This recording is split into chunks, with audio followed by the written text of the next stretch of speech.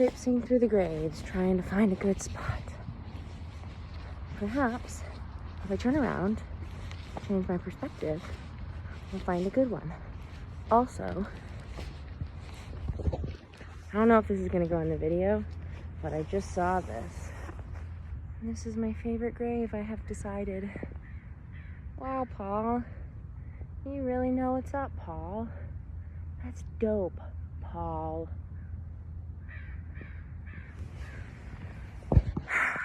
Gotta find some good lighting. I think I might have found what I'm looking for. Never say that.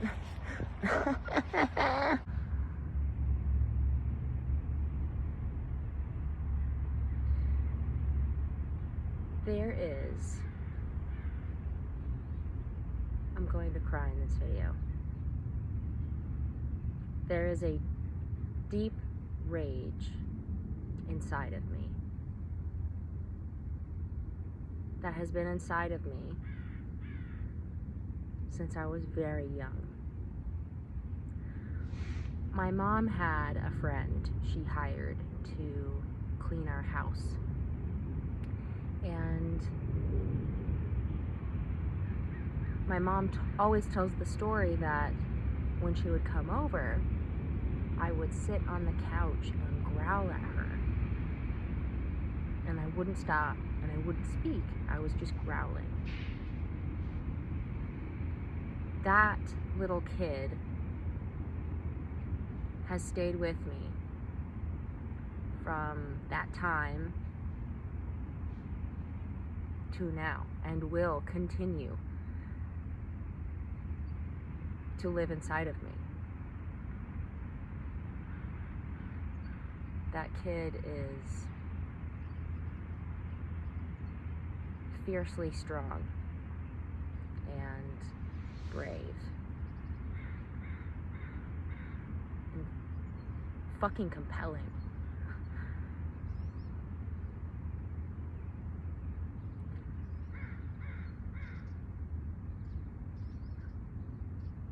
That kid now has the body of an adult. That kid now has large hands that can be turned into fists. That kid has intellect and diction and judgments and precision, where that kid can now use adult language to cut people down to the very core of their wound, and twist and fucking poke and fucking stab.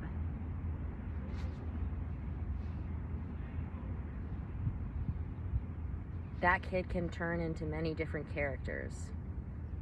An evil school teacher,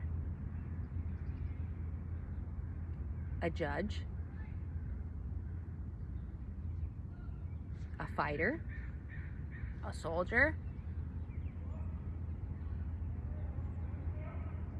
a creep who wants to objectify and control and manipulate to feel powerful,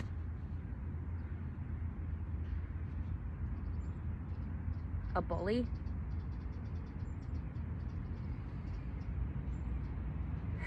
and it is my job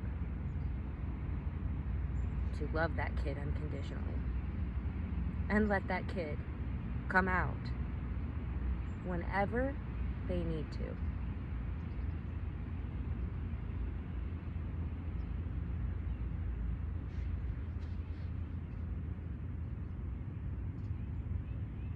I thought I was going to shake my ass in this video for you and talk about male validation, and that might be coming. But what I've really been dealing with in the last 48 to 70, the last 4 days is an intense, deep, roiling rage that I just said, okay, you can be here. What do you have to say? I have been screaming in my apartment loudly and sometimes uncontrollably at people in my life, at myself. And the rage is necessary. I think if I were in a body that had testosterone, that had bigger muscles, that was taller, and many people saw as a man, people would be a lot more scared of me.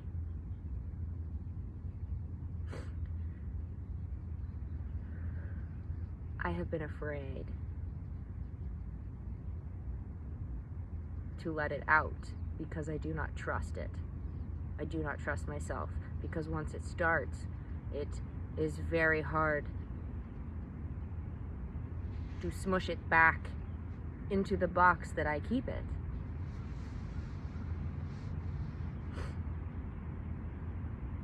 I am learning to let it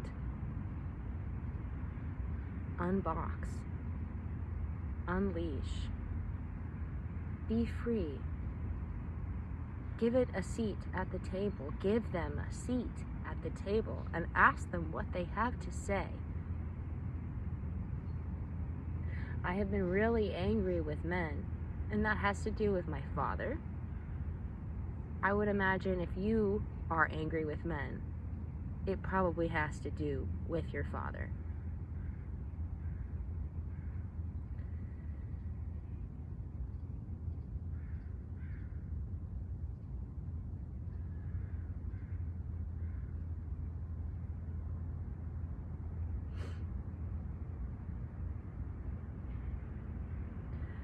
Recently, I have desired to let go of my rage, of my anger.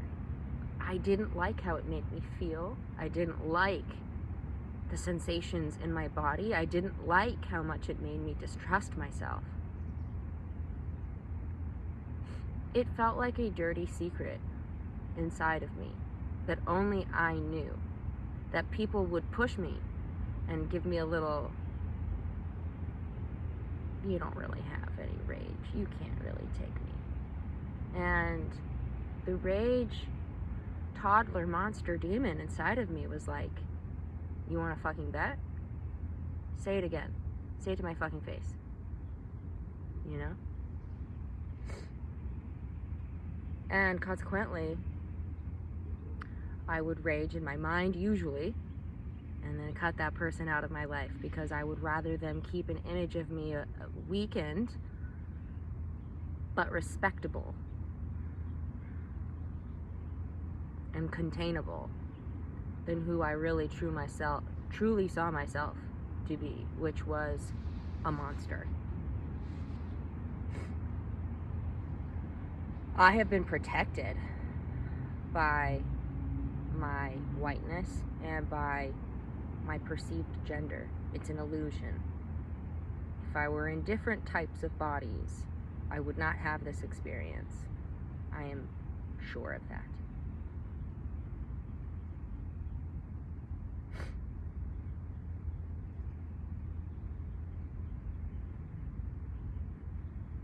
And so,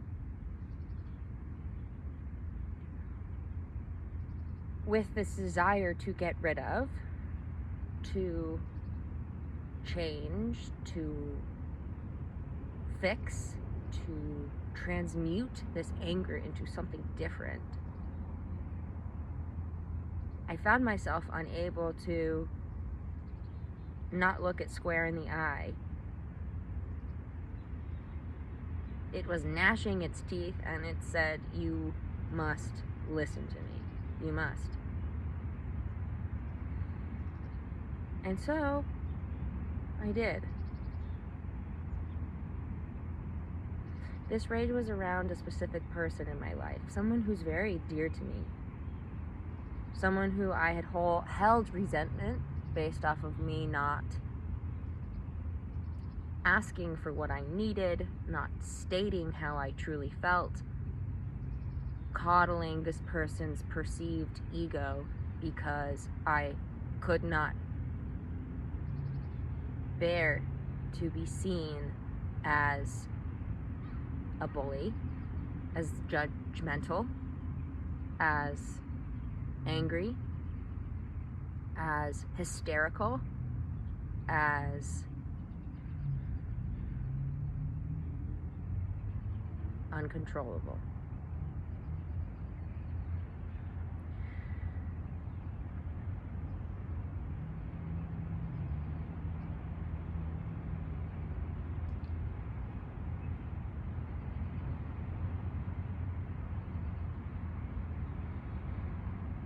And so I have been unleashing this rage within my apartment, screaming as loudly as I can, saying the most vile, putrid, outrageous things. I'll kill you. I'll end you. You don't matter. You're nothing. I let myself say it because that's there. It's the truth.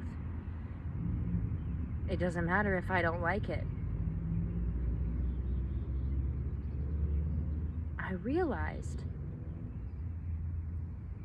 as this was coming out of me,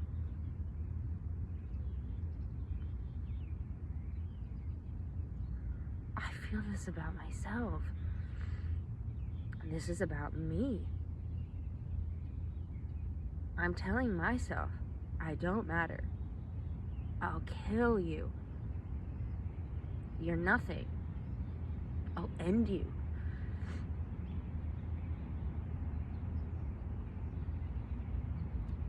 To every single part in my friend that I could see clearly, I could pick out every tiny little flaw, examine it and say, see, I told you, I knew it. You're a fraud. I wasn't looking into his eyes. I was alone in my apartment. It is about me. That is deeply painful.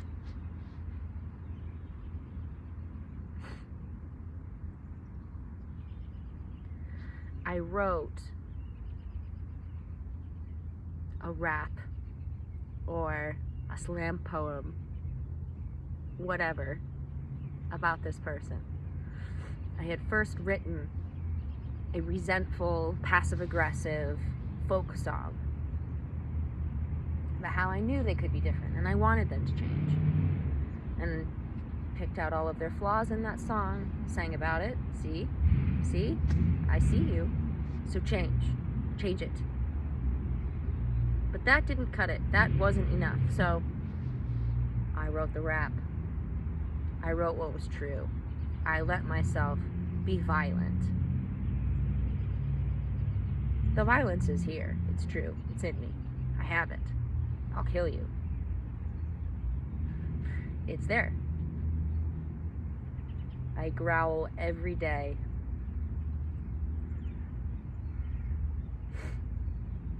And the rap is putrid. I want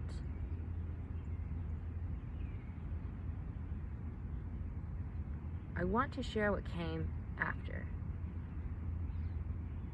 I want to share what came after.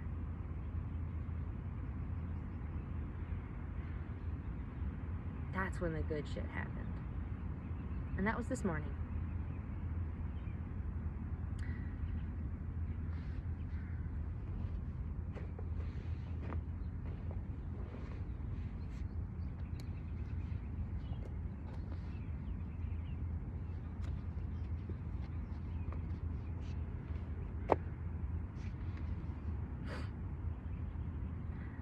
I sit at God's feet and let the fight wash out.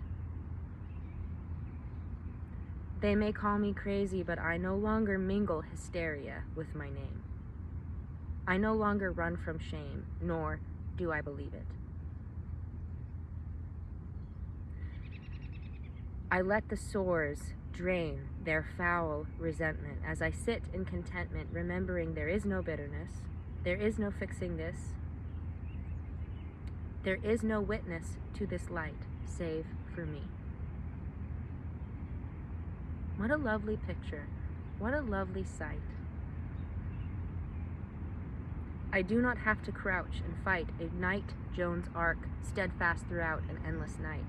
I swim in inky pools with little jewels. I walk on water and fix an altar to whatever serves me best.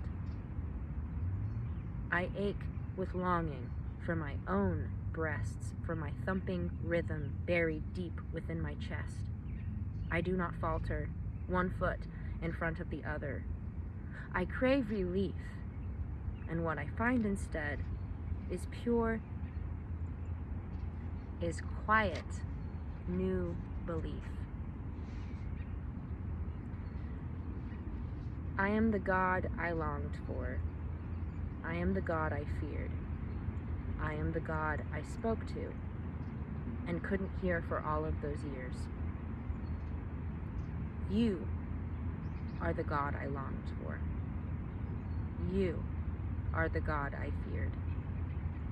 You are the God I spoke to and couldn't hear for all those years.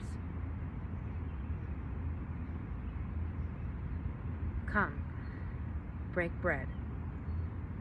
There's nothing to be said. You are restored.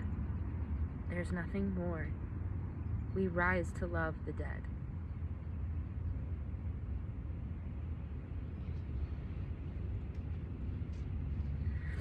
My father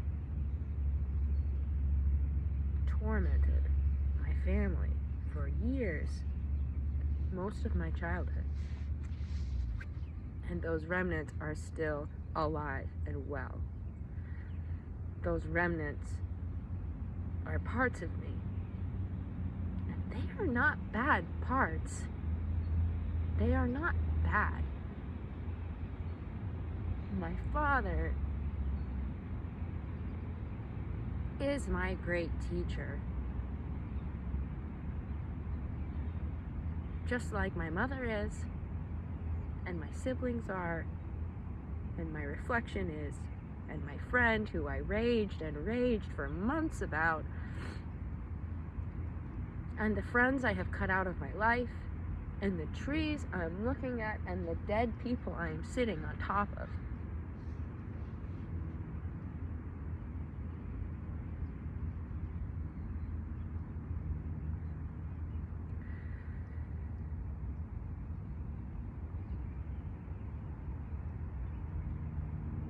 I don't want to be uncontrollable with myself. Not because I want to put myself on a leash. Not because I crave a cage, though sometimes I do. Not because I believe I will destroy people. I don't believe that anymore. Sometimes I probably will still. But that is not the truest part of me. The truest part of me knows that that little 3-year-old raging child is valuable.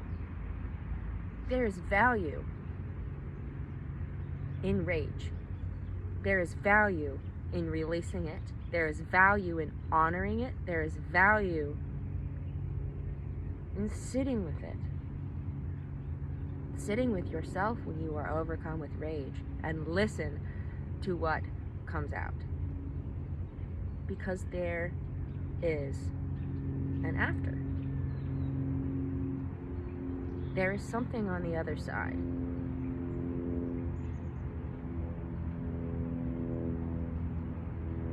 And it is so beautiful.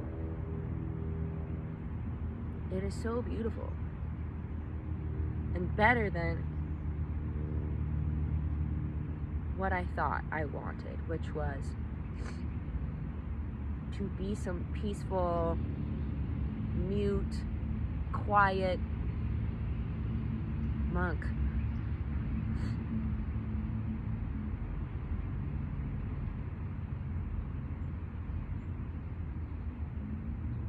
Tell yourself the truth, even when it's hard, no matter what the cost.